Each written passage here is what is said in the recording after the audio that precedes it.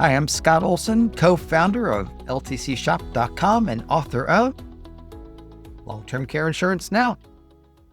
What is the second worst way to self-insure for long-term care? Health savings accounts. What is a health savings account?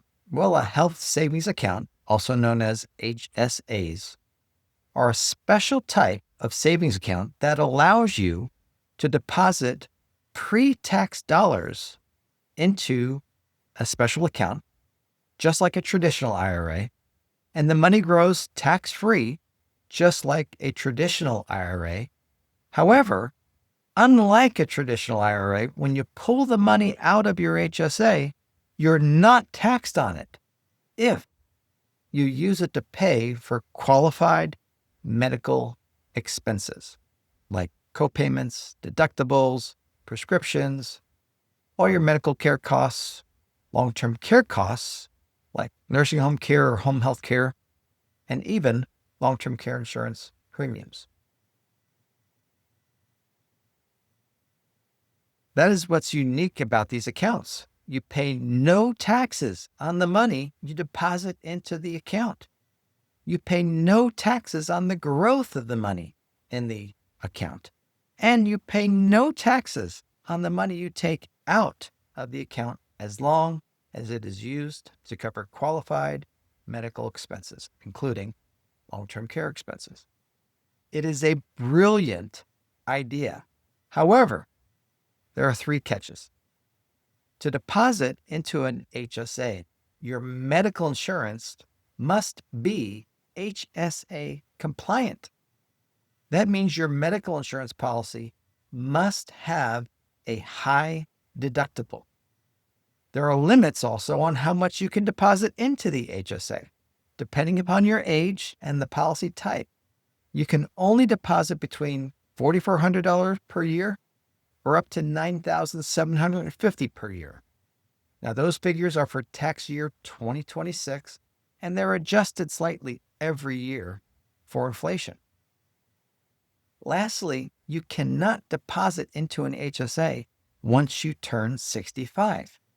You can withdraw money from your HSA to pay for long-term care expenses tax-free. That's why some people think, well, let me make my HSA my long-term care account, or let me use an HSA as a way to self-insure for long-term care. But that is the main reason why HSAs should not be used to self-insure for long-term care. Let me explain. I had a conversation with a couple a while back. They were in their late 30s. They were aggressive savers, and they were planning on retiring in their mid-40s.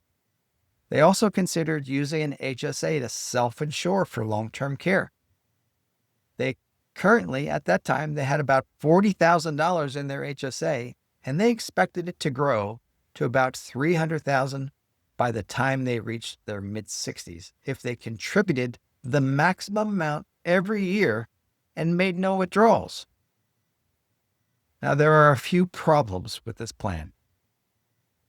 $300,000 sounds like a lot now, but 30 to 40 years from now, $300,000 would probably not pay for more than about a year's worth of long-term care. However, that wasn't the biggest problem with their plan. The biggest problem with their plan was that they did not know when they might need long-term care.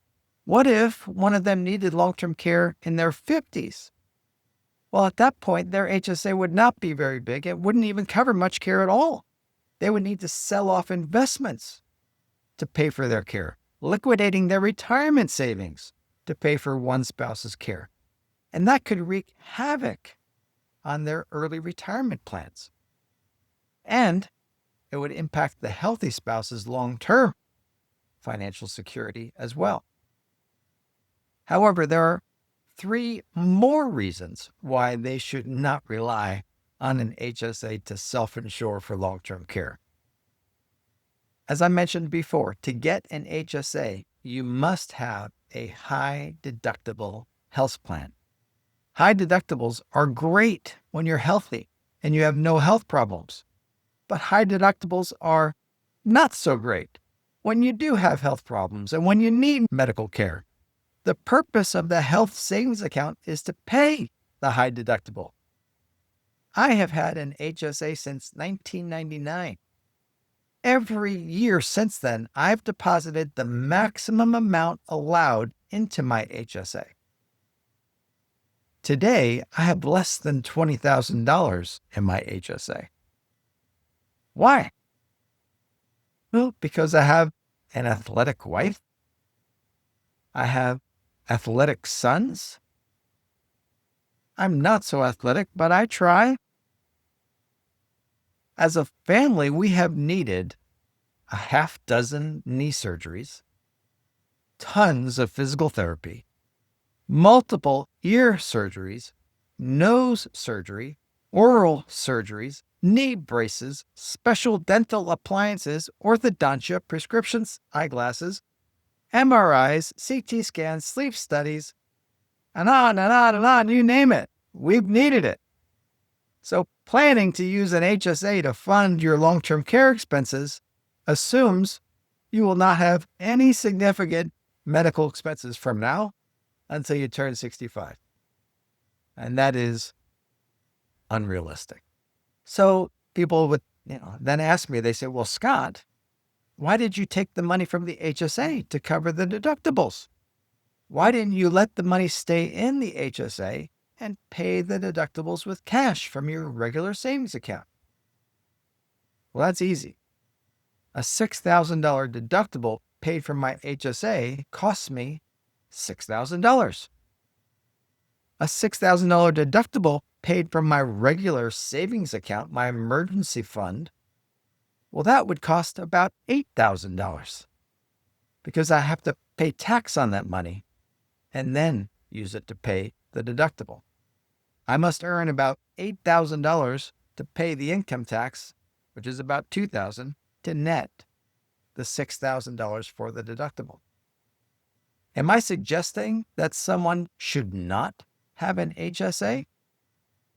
Of course not. Absolutely not. HSAs are great. Like I said, I've had one for over 25 years. However, they are not a sensible replacement for long-term care insurance. And they are one of the worst ways to self-insure for long-term care. The other two reasons to not use an HSA to self-insure for long-term care are related to taxes. First off, you can use funds in an HSA to pay your long-term care insurance premiums tax-free. Remember, with an HSA, the money grows tax-free, and the money can be taken out tax-free when used for medical expenses. Well, the IRS considers long-term care insurance premiums to be valid medical expenses. It's called qualified medical expense. There are age-based limits, but you can pay some, maybe all, of your long-term care insurance premium with pre-tax dollars coming from your HSA. Be sure to discuss the details with your tax preparer. The second tax reason why you should not plan to use your HSA to self-insure for long-term care is that withdrawals from HSAs to pay for long-term care are tax-free, but the actual long-term care expenses are tax-deductible. You're better off using your traditional IRA to pay your long-term care expenses. Withdrawals from traditional IRAs are taxable. Long-term care expenses are tax-deductible. In other words, you can wipe out some, probably most, of the tax owed on the withdrawal from your traditional IRA by deducting the cost of the actual long-term care expenses you incur. So HSAs are great for medical expenses, but they are not a tax-efficient way to pay for long-term care. Instead, use your traditional IRA or 401k if you're going to self-insure for long-term care.